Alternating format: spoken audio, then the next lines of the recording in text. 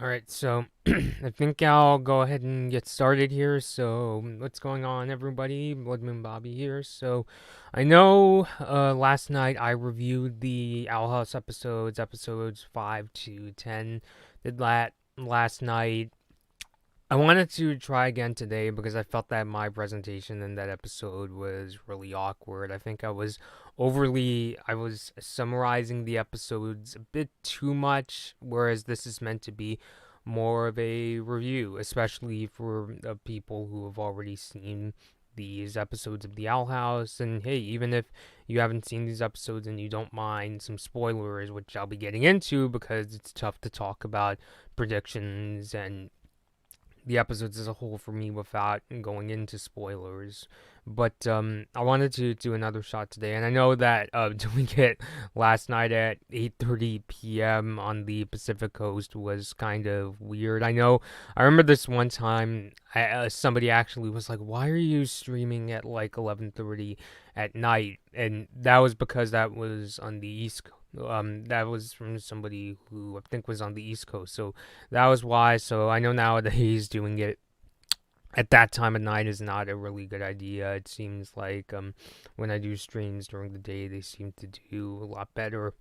And so I've figured that was one of the reasons I wanted to try reviewing these Owl House episodes today. And yeah, it definitely would have helped if I had gotten to these episodes a lot sooner rather than after like a while. I mean, the Owl House, I think it recently, or relatively recently, hit its mid-season finale, and that was why I wanted to finally review these episodes. So I figured this would be a good time, but an even better time would have been checking out these episodes back when they first came out.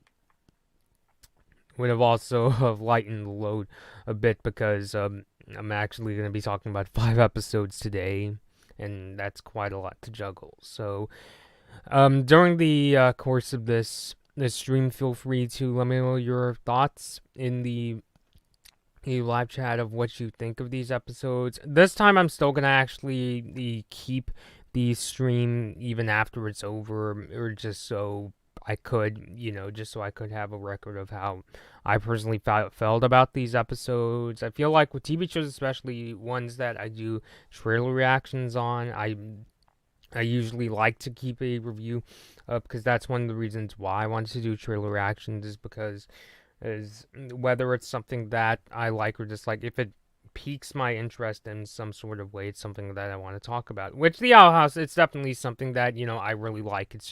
I'm just saying that I like to review both movies and shows that I really like, and ones that I don't like as much. But anyway, going into the Owl House, I already reviewed the first episode in a separate stream, and then I did episodes 2, 3, and 4 on another one.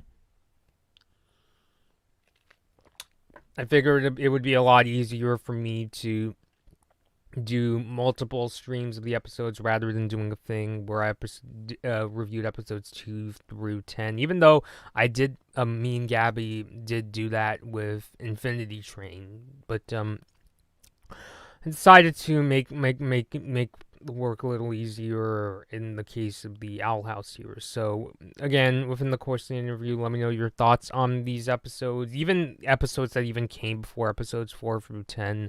I'm all ears to hear about, and you could even let me know your thoughts on any future predictions. Again, this is a spoiler review, as I've been saying before. So let's begin. So, the first episode that I'll be talking about is Covention. So, this is the episode where the lead characters go to a Coven convention. Basically, what a Coven is in the world of the Owl House, it's basically a group of people, or I guess if you want to be more cynical, like a club of people that specialize in one particular form of magic. So in the episode, I remember we saw like a construction coven, a fortune telling coven, and probably the focal point of this episode, the main coven that gets focused on, is the Emperor's Coven, which, as Principal Bump explains, kind of a telling sign that he's there, is basically a club where the or group where its members can utilize all sorts of spells, because the one thing about covens is as Ida points out, once you join a coven, and you basically can't use any other spells. So like if you join the illusionist coven, you can really only use illusionist spells, for instance. And one of the reasons why Ida isn't so fond of covens is that when she's on her own, she can use whatever spell she wants. So I definitely do really like the explanation of the covens, but actually, I will say it's actually kind of surprising and even kind of down to earth. They included ones for like, oh, we have a construction coven and one for baking. So I thought it was humorous. Also, kind of funny to see King go around and he's getting all sorts of merchandise.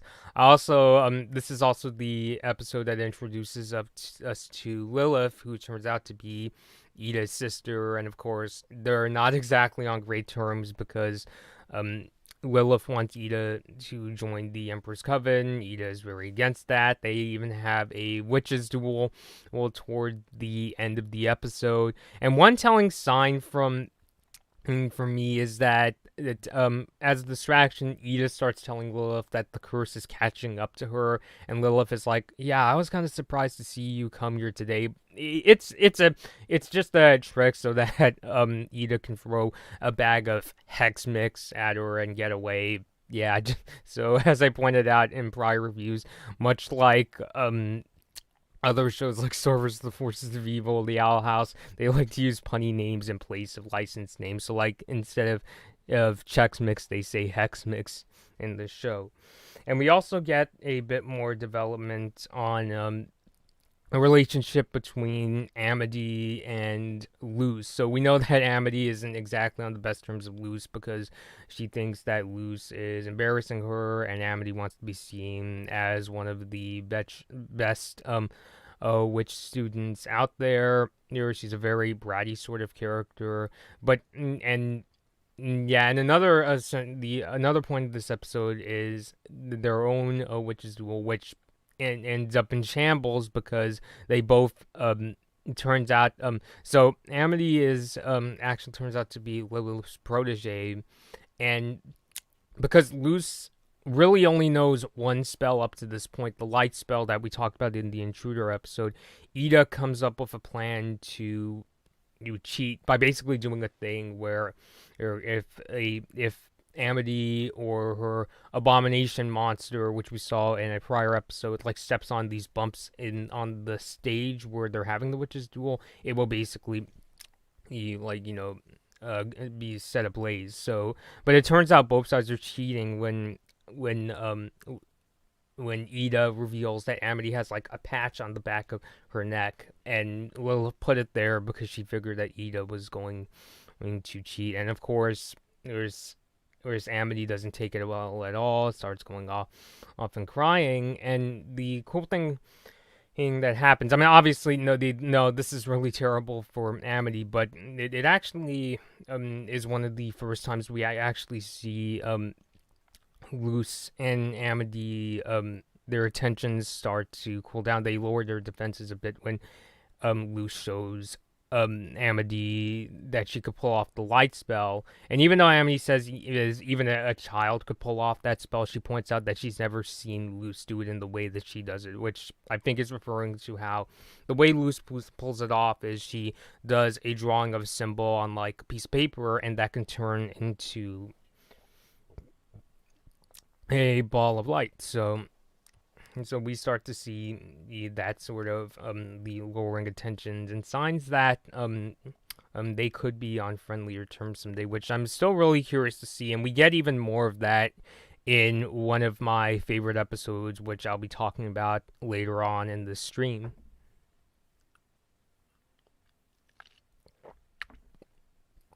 It does kind of make me wonder, though, that because Amity is Lilith's protege, is she gonna be put in this sort of like conflict where of which side am I on? Because is she going to join Ida and Luz's side on some later point, or is she gonna stick with Lilith and by extension the the Emperor's Coven, because we actually discover that Lilith is trying to capture Ida for the Emperor at the end of the episode. So I think that's going to be something that we'll have to see later on. I'm very curious to see more and more develop. I think honestly that's one of my favorite aspects of the Owl House so far is watching Luce and Amity's friendship and seeing, will it progress? Will they become more friends? Because right now, they have very let's say uneasy kind of tensions. But I thought overall, Convention, I have a tough time saying the name of the episode, was a really good episode. Oh, and I thought it was insightful, and I really liked the character developments. I think that some of the strongest things that the Owl House has pulled off is that it's really good at developing its characters and even fleshing out its more antagonistic characters. So I definitely really liked the episode. Definitely had its really humorous moments too. Even some of the ways where Ida tries to take down Lilith are kind of funny. Like towards the end, I mentioned the hex mix, but she also like ties her shoes together. It's the kind of thing where she trips when she walks and that kind of stuff. And they even imply. I think I mentioned when Ida was trying to bait Lilith by saying the curse is catching up to me, but it's just a distraction for the hex mix. It did make me wonder though, is Ida serious to some degree? Because even Lilith is like, she was surprised to see her come to the convention. And because of that, which is actually something that we see even more later on in a future episode. But I'll get into that as we go along. But overall, I thought Convention was a really great episode with great character development and more information on how covens work in this world of the Owl House. And I guess another thing I should point out there is since Principal Bump was there, actually like introducing the Emperor's Coven, it did make me concerned that, does that mean by extension Hexside has like some kind of connection to the Emperor, and that was why Ida was very resistant to letting Luce go to Hexside, the witches' school at first. Here's that, I guess. But anyway, moving on. If you have any of your own thoughts on Covention, please feel free to let me know in the live chat. I explained in prior streams a couple reasons why I like doing live streams when I do episode reviews like these. Is one, and I think it would be really tough for me to actually film, with my camera, because I would have to stop every time I want to for each episode, and also it gives me a more direct chance to chat with you all in the live chat. But anyway, moving on to Hootie's Moving Hassle, which is that doesn't sound at all like a Miyazaki movie that I used to watch a lot as a kid, which, it's obviously, it's meant to be more, it's a reference, obviously. The stories between the two are quite different. The main thing that's similar is there is a moving home in this, which is the Owl House itself. So in this episode, and I'm trying my best to give like very brief summaries, because I'm aware that whenever I try summarizing an episode over a length of time, I start talking too much about it, and then I end up giving like an entire summary of the episode. But anyway, Hui's Moving Hassle. This is the episode where Ida, Willow, and Gus get together, and they want to have a moonlight conjuring. It's basically a sleepover where they bring something to life. Initially, they were trying to bring this like muscle dude character, like a muscle dude doll to life, but they end up inadvertently making the Owl House itself move, and the only way it can be controlled is essentially it's controlled when the three characters hold hands together. And meanwhile, the subplot in this episode is Ida has to go to this really creepy night market in order to get more elixir, because it's the elixir that stops her from changing into her owl beast form. But she comes across the seller of the elixir is this kind of shady character named Grimhammer, or when he tries putting a price for this elixir, it's too expensive, so he need to engage in a card game of Hexus Hold'em. So a lot going on in this episode. I actually really like both the subplot as well as the main story in this episode. So yeah, it was it's a lot of fun watching them figuring out how to get the owl house to move, as well as even like some of the fun fun stuff that happens. Like they originally have this plan. There's a scene where Ida and not Ida, Luce and friends and creep out one of Amity's friends named Basha by scaring her. At first, they try telling her, "Hey, maybe you should stop being mean to people." And Basha is like, "Ah, whatever. I'll just TP your house later." But then, when the house gets up and reveals it has legs, creeps her out, screams and runs away. So I thought that was really fun too. And even the trouble that Luce and her friends get into, like when they get in a rodeo with these beast hunters, I thought was definitely really thrilling. I didn't think thrilling. They were saying that they were basically going to chop up the owl house for parts. Or so I thought that was entertaining. We get some more character development, and we hear that. Well, it's more of a backstory where Willow reveals that she and Amity used to be friends, but when Amity got her magical powers first, she stopped being friends, which is a part of how Amity is very, I guess you could say, overly determined, and I think because she wants to be seen as a really great witch, and she's been working at it her entire life. It's kind of it's alienated her relationships with other friends because she's turned into a very like cold and bratty sort of character. But I thought overall in the end, Hootie's Moving Castle was a really entertaining episode. Gave a bit more backstory. I thought both of the stories that were going on, both the the story with Luce and the moving owl house, as well as even Ida's story, were both really great. So I really liked this episode. So again, let me know your thoughts in the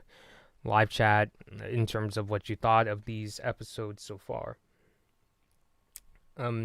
We'll say I'm also down to hear what you think of the possibility of what if Disney could pull off like Owl House, maybe panels or events. I mean, obviously not right now with this crazy pandemic that's going on, but I mean like in the future. I think it would be nice if they did do events, kind of like what they did with Star Wars Forces of Evil. Like they would have events at like the Gallery Nucleus, which is this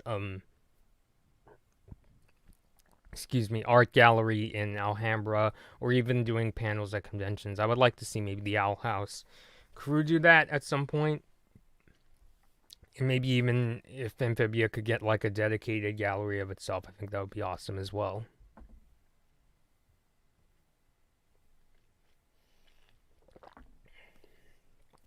But okay, so we're going to move on to the next episode.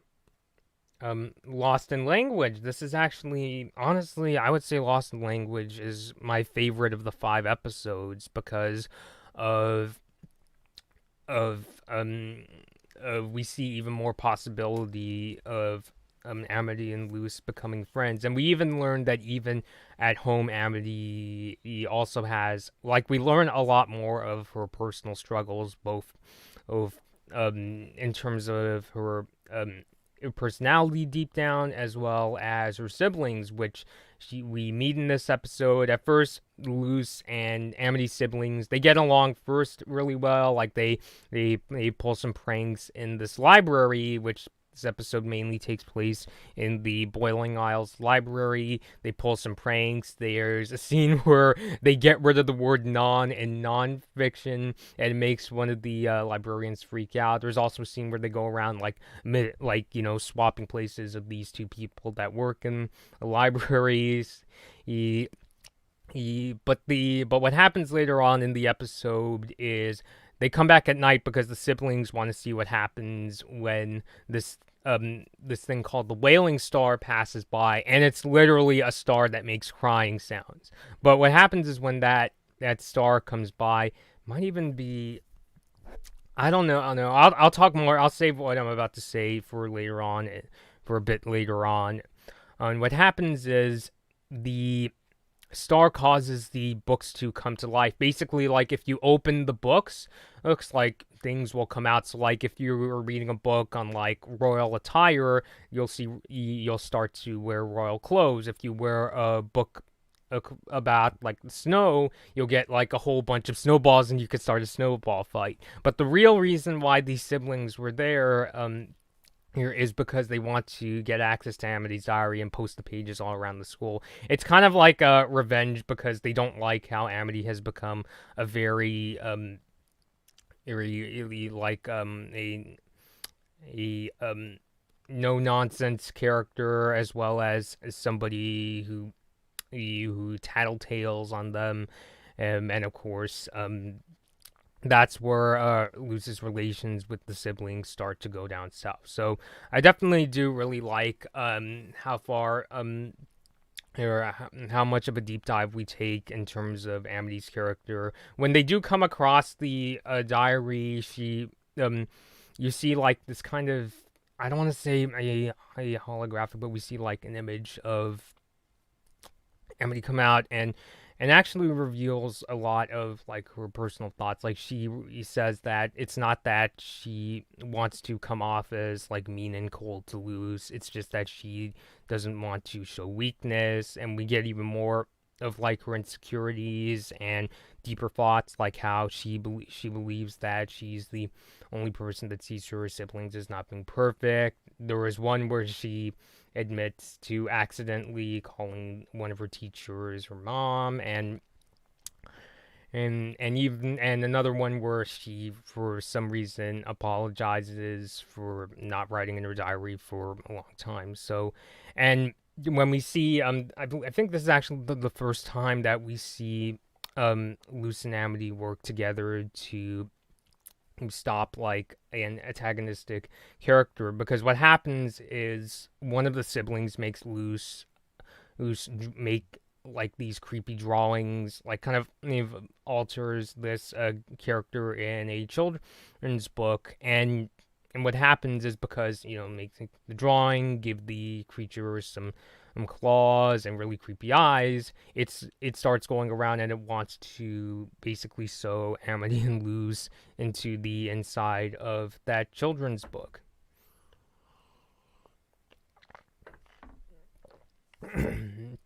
So, of course, they work together to stop the creature. They figure out how to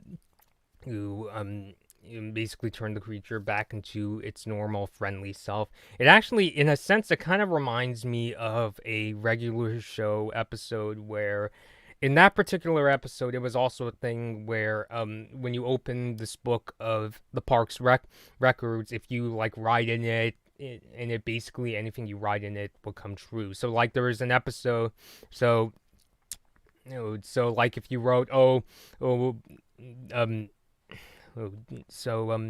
yeah, so it kind of reminded me of that. It's definitely, it has its own distinct story, and it has its own character development that I really enjoyed. And even some of the scenes I look back on, I think, are even more indications that deep down Amity could actually be a really nice character. We see in the actual beginning of the episode, she's actually reading this children's book to a whole bunch of kids, and she's doing it for extra credit, as she points out, but she actually comes off as really kind to these kids. It's just that deep down, she's insecure, doesn't want to come off as weak, and she still has a lot of beef with Luz because of the situations that they've been in together. She still blames Luz for embarrassing her, and even accuses her of being a bully when she came across her diary. But in the end, especially when they work together to stop this children's book creature from running amok, they start to for like another time they lowered their defenses, and Luz even lends Amity the 5th edition of the Azura book series. So Oh, it ends off pretty well. They're obviously not like, BFFs at this point. I'm not really sure if it's gonna get to that sort of level, but she does say that she'll have to reconsider how she's been, because she admits that she hasn't been the friendliest to lose. So really like the character developments in this episode. I really like how he executed a way to show oh Amity's true like personality and her own feelings. I thought it was done really well. Seeing her take on this children's book creature was really entertaining, and even the side story in this episode as well, I thought was really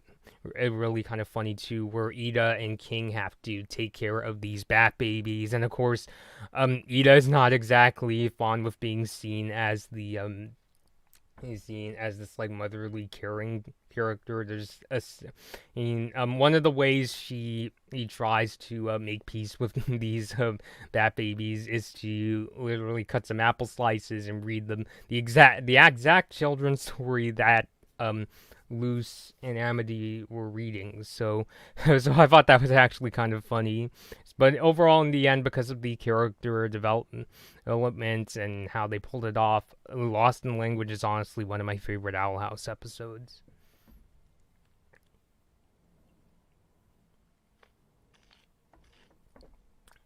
All right, so to remind you, let me know your thoughts in the live chat, what you personally think of these episodes, or even what you think of the Owl House as a franchise. Next episode we're going to talk about is Once Upon a Swap, which, I mean, Once Upon a Swap definitely has its entertaining moments, and we get a bit more into Ida and Lilith's backstory. But it basically it's a very typical kind of story where characters are like, I wish, I could have your life. My life is an absolute nightmare. And then when they take on the other perspective, they're like, oh, the grass isn't exactly greener on the other side. So that's basically what Once Upon a Swap is about. In the episode, Ida, Luce, and King body swap. So what happens is King takes over Luce's body, Ida takes over King's, and Luce takes over Ida's. And it's told in a sort of, I guess you could say, it's kind of like, it's told in a kind of similar way to the Gravity Falls episode Bottomless Pit, where there are three distinct stories. The main difference is all these three stories are much more interconnected and take place at the exact same time. So we see that Ida at first enjoys taking over King's body and being seen as this really adorable creature, but then she gets trapped in a I think it was like a kitty cafe, like this kind of cutesy cafe, and then we see that that King initially enjoys being seen as like a teenager taking over Luce's body, but then and has a lot of fun. I would say probably one of the funnest things about this episode was seeing King pull off all these really funny antics with Basha's friends. I talked about earlier, Basha is one of Amity's friends, and she kind of is like the leader of the group of teenagers in this episode. We see that and King does things like throws this like this monster with tentacles into the town. There's also a scene where they're going around messing up people's faces and making elves rage. So that was a lot of fun to see. Of course, it doesn't go well when Basha challenges him to I think what was the name of it? I think it was a rat slug race.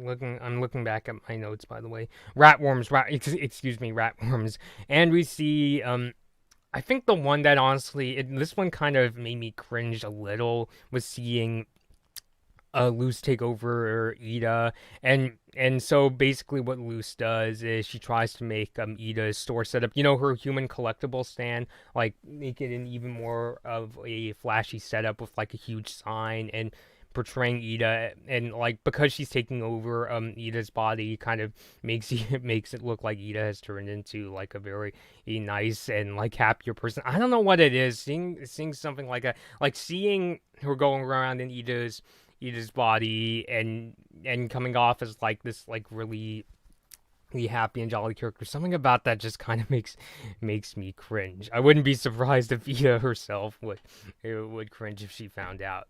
But of course and what makes that one I think the most head scratching to me is that I would figure by this point Luce would be really aware. Even like Ida points out earlier in the episode that she doesn't want a giant flashy sign because she's still a wanted criminal. So you would think at this point Luce would be aware of that, but of course not, and she gets in trouble, gets sent to this prison, and at first, and Lilith is there and thinks that, oh, you could finally join the Emperor's Coven at last, I really want to, but of course she doesn't, and Luce is, like, very, I guess you could say hit or miss when it comes to Ida's spells. Like, she could pull some of them off, like being able to create things, like, you're coming up with, like, a pen to draw on that centaur creature's face. It's the dude that has the eyes where the nipples should be, and like that person, or even creating like a pacifier for this crying baby. She was also able to free herself by creating this bigger than expected explosion in the prison. So I don't know if it's like really an analysis into, hey, Luce could. Well, I mean, Luce is definitely like, and like definitely has a lot of potential. Although I don't know if this really counts as her being able to pull off like really specific spells in this case. But I think my favorite scene in this episode is the way it all wraps up. So basically, all these groups that the three characters come across are really, really mad. We see that the cafe owners, Basha and friends, and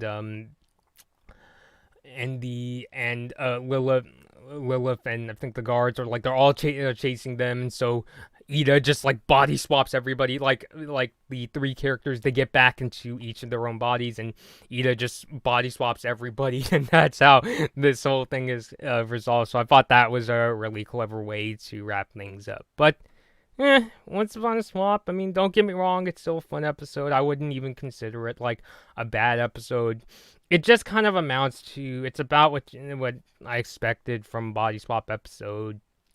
Where the case where it's like, oh, I wish I had your life sounds so much fun, and then and then the characters realize, oh, the grass isn't exactly greener on the other side. So, I don't know.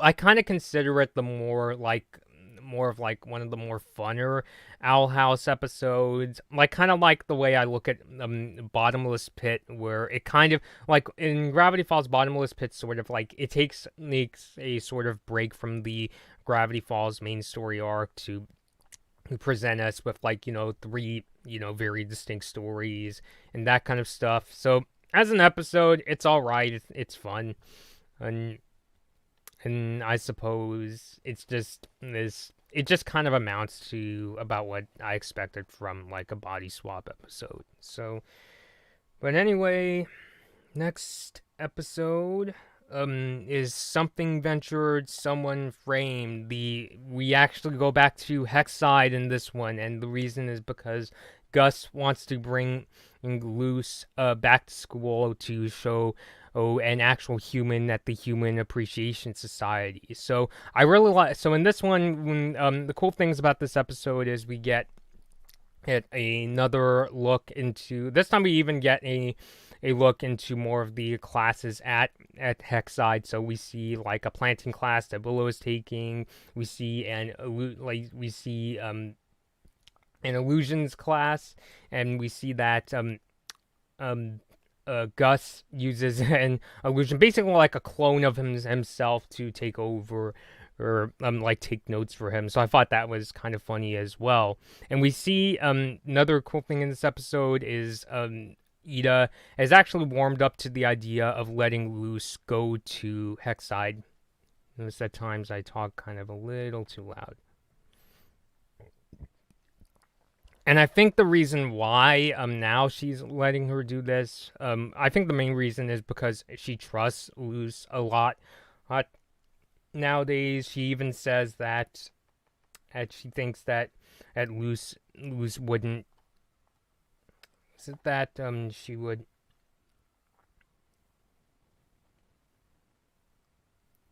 And is because she knows that Luce isn't exactly, wouldn't fall into a lot of the Coven BS that's going on. She even points out that, I think that she can teach a thing or two about Ida's spells. Oh, so I thought that so I'm kind of thinking that was another reason she's kind of hoping that Ida's spells and beliefs will bleed more into the students. But of course, in order to enroll her, Principal Bump makes her make up for all the insane amount of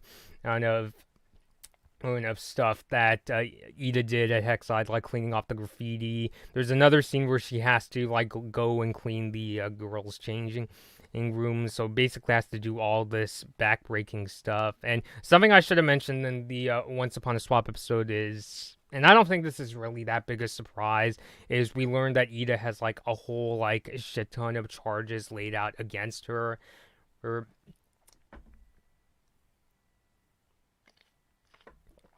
I also think another cool point is that at this point, I would say Luce joining in Hexside, she's actually been on a sort of pretty unique road to learning magic at this point. One of the things I will say about these episodes, as much as I like them, and I think the Owl House is off to a consistent start, and these 10 episodes do a good job establishing the characters in the world of the Owl House, I do wish that there were more episodes where we actually see Luce learning magic. Okay, I understand that they can't just do a thing where each episode is about a different spell, because then it would basically turn into a magic instruction manual and that kind of stuff.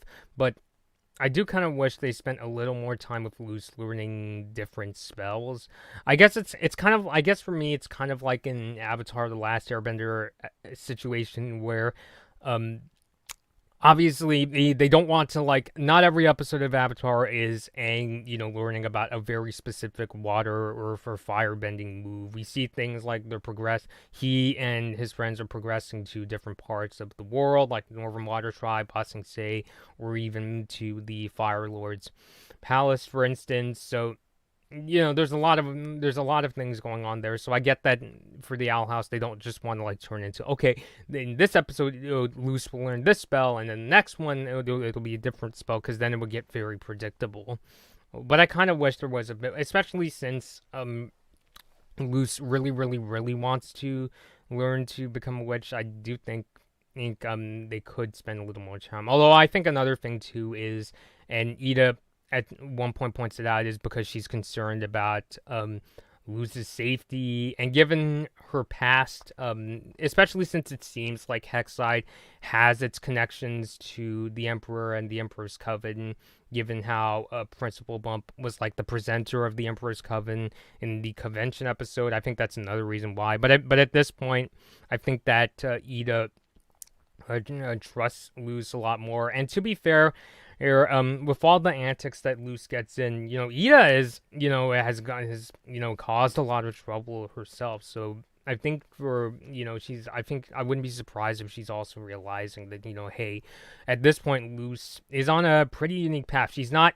a straight up student at Hexside, which Principal Bump says that, hey, next semester you can be a student at Hexside. It's kind of a bit of both, where she's being taught by both Hexside as well as being taught by Ida. So I thought that was pretty interesting as well. So yeah, and the main story itself, where Gus is trying to prove his worth against this newcomer to the HAS, the Human Appreciation Society. It's this kind of jerkwad kind of character who wants to take over the position of president from Gus. I thought that was a pretty well accomplished. The three characters, Luce, Gus, and this new character Bartholomew, they actually all get thrown into the tension, which the tension is basically like this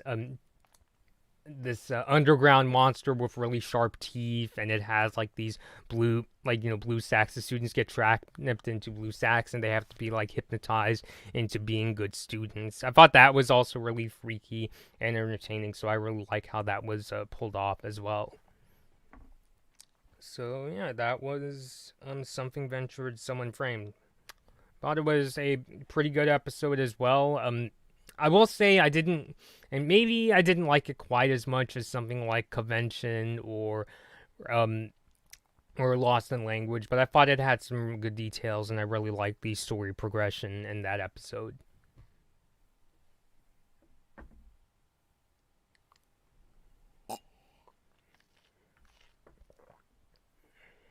And then we get to Escape of the Palisman. This is actually the last episode that I'm going to be talking about today. This one, it's weird. I was actually kind of expecting, is this going to be like the super crazy thrill ride episode, much like the Gravity Falls episode, Gideon Rises, or the Storm the Castle episode from Star vs. the Forces of Evil. It's not quite on like that level. And also, I think another thing too is that the Owl House, it has like a much more like ominous tone compared to something like Star. I would say it's kind of, in terms of its tone, it kind of reminds me of Gravity Falls, but I think it even has a bit of a darker tone to it. But anyway, Escape at the Palisman, the episode where Luce and her friends, they try to use Ida's staff in order to fly to the sports game, but they end up damaging the staff. We see the return of the Bat Lady from Lost in Language, and of course she's really pissed off that the owl that was on the staff, Albert, his head is split, and basically in order to earn her trust, the Bat Queen makes Luce do all these really crazy challenges, like milking this crazy creature, or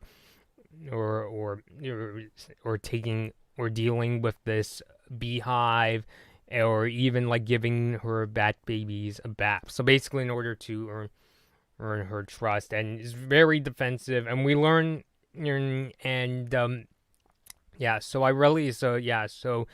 And I really liked it actually turns out, we see the sort of we see later, something I really liked about that is we see the beginning of the cooling of tensions between the Bat Queen and Luce. We learn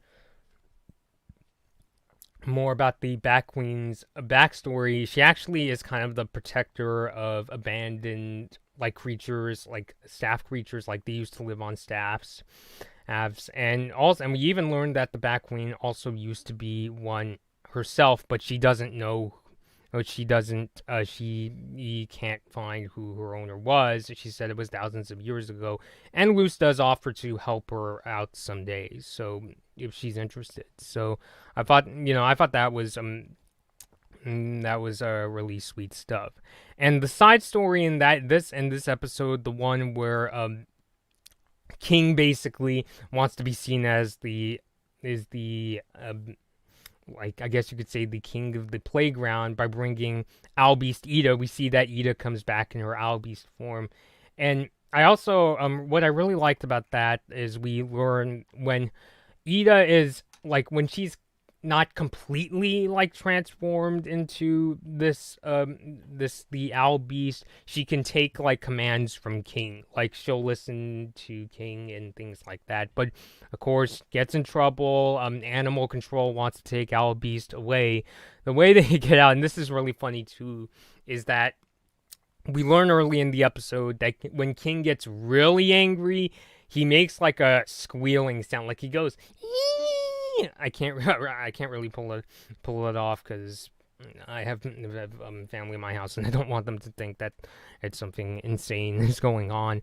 But I thought that school was really funny, and it's also a sign that that's actually the way Ida is turned back into her normal self. So, and the really kind of ominous thing about this episode is we learn that Ida can no longer use the elixir to turn herself back to normal. Like the elixir just straight up doesn't work anymore. So as the story goes on, it seems that it's getting more and more difficult for Ida to control her beast form. I'm kind of curious to see what's going to happen if in a future episode Luce comes along and um, Ida goes back into her owl beast form. So I'm very curious to see more on that.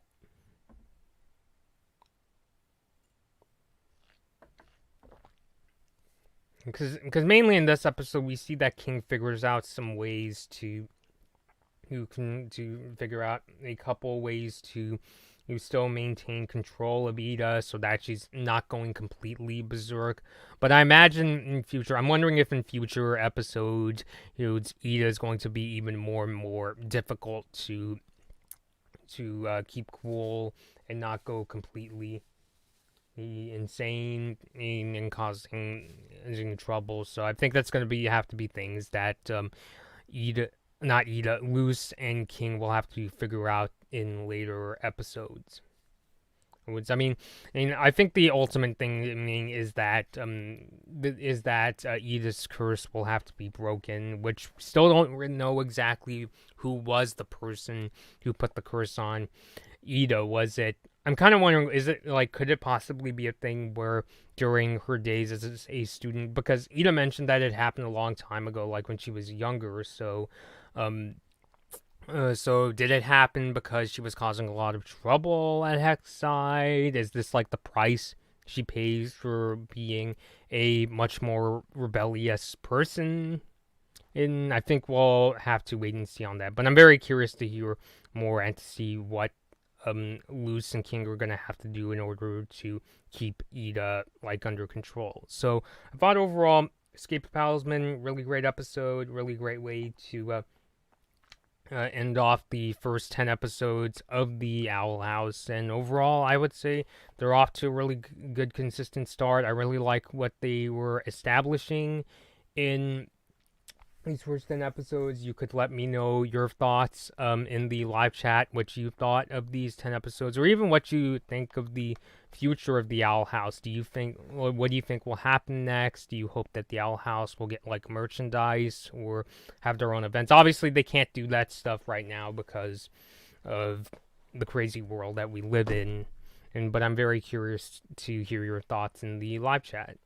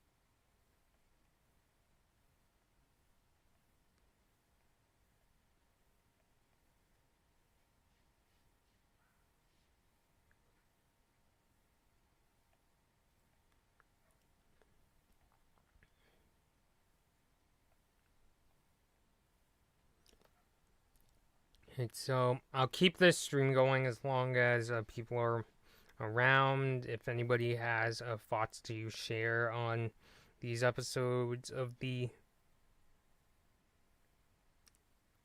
Owl House, or even your thoughts on the series as a franchise, or what your hopes are, or for the future of the show.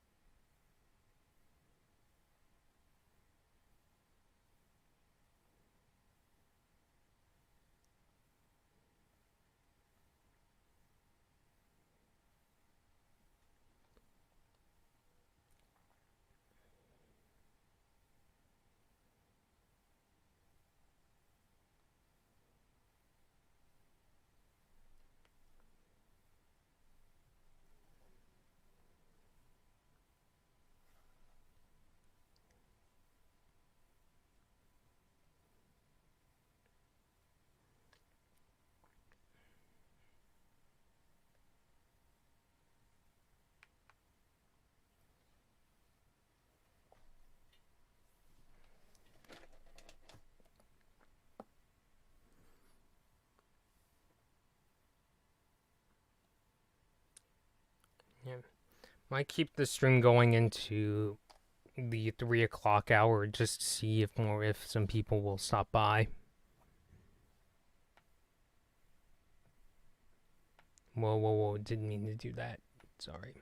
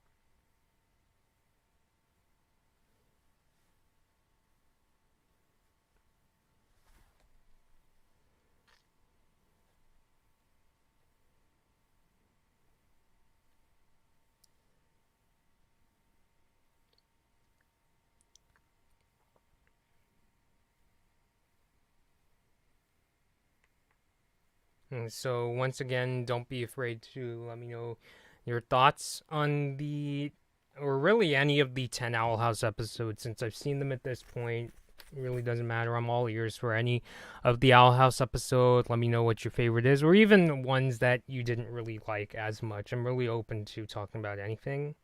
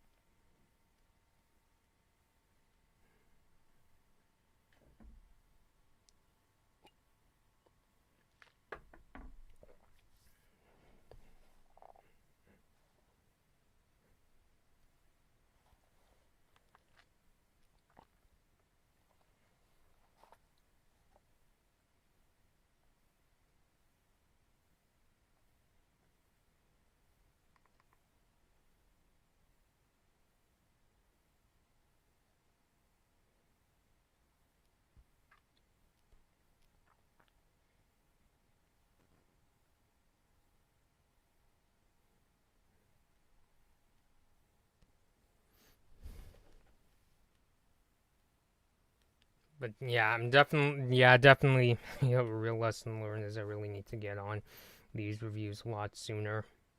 So when Onward comes out, hopefully I'll actually have some time to check it out and review it. So I mean, when it comes out on Disney Plus, because I'm waiting for the Disney Plus release to check it out since I already have an active Disney Plus subscription. Also hoping the Owl House will come too. I remember hearing a while back that creator Dana Terrace said something about how the first season of the Alice has to run its course first before it gets put on Disney Plus. I was kind of hoping maybe there's some sort of licensing thing that I don't know about, but I'm kind of hoping that Disney may change their mind and get put on Disney Plus sooner.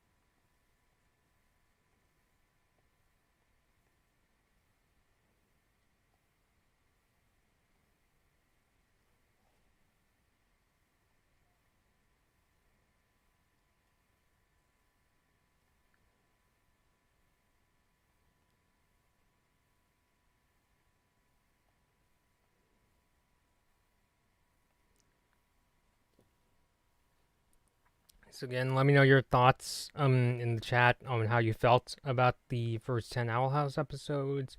Really open to anything.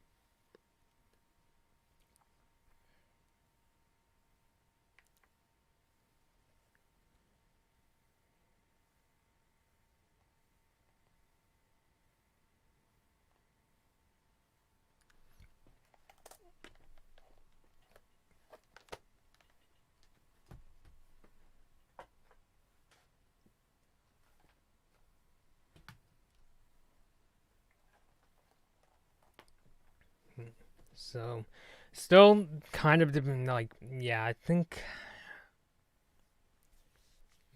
I might take a little a break after the stream is done. I actually started watching the opening of Frozen 2 last night. I know I said before that Frozen 2 might be my next review. I started watching the opening of the movie last night and it seemed promising. I heard a couple songs in it. I didn't think that they were quite as didn't quite catch on to me as much as like the songs in the first Frozen did.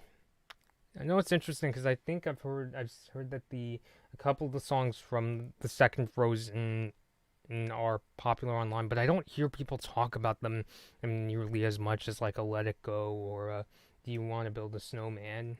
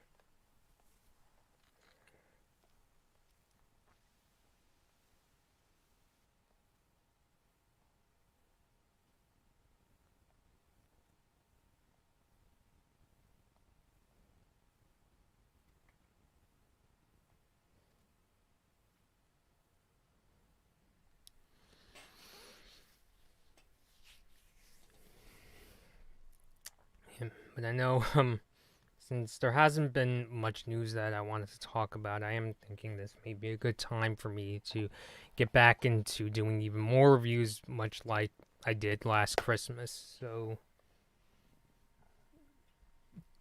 I know I really should. Also really should finish up Infinity Train Book 2, which I did a really awkward review of the first episode where I was eating my dinner off screen. I saw the second episode. Second episode is, but I've heard things get really crazy later on. Um, I know another show I really should finish up is Amphibia, which is interesting because Amphibia I actually did. I think I did that one as a pre-recorded video, but I would like to do streams of or a stream of myself reviewing Amphibia just as well. It's just I think it would be a lot better though if I had finished finished those two up back when they first came out.